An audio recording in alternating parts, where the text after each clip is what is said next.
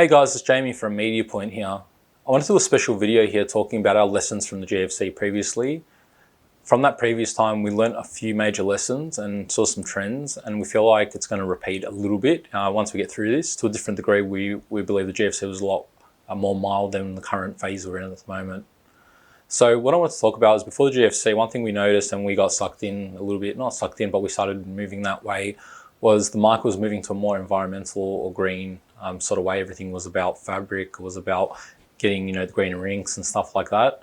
We started seeing that as well happen in the previous couple of years in the current cycle. So it's interesting to see that similarity was coming up to a degree. So probably when the market's hot, people are looking at a diverse sort of range. The other thing that we saw is pre-GFC, there was some new markets coming up, some niches that we saw popping up that we thought, they'll take some time, but they'll really need to come up. But then what actually happened when the GFC hit?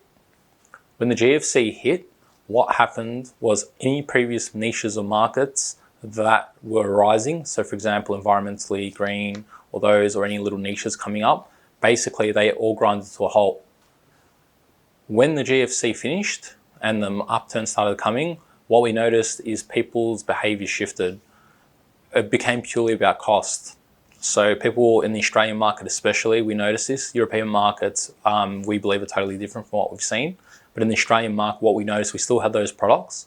So when people were asking for environmental, we'd also pad in a different product that wasn't as green, but was cheaper, usually 20, 30, 40%, whatever the products, usually environmental products are more expensive typically. If they're cheaper, we try and use that as our core products. We believe in using greener products. But when you gave customers a quote and it had the environmental or the cheaper product, 99% of the time, that cheaper product was winning. That little bit of a buffer for that greener product would always lose out. So from that instance, we started whittling down our products to what was selling because of that.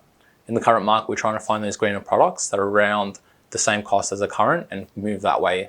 So we're mindful of that. And the only way we're doing that at the moment is with scale. We're in a different position to where we were 10 years ago. Do you have any different lessons from GFC or any other cycles that you've seen? So anything that's not mentioned in this video, or do you agree or disagree with certain points in this video? If you do, let me know. If you also want to have a chat, please feel free to DM me. I'm happy to speak to you about your personal circumstance as well.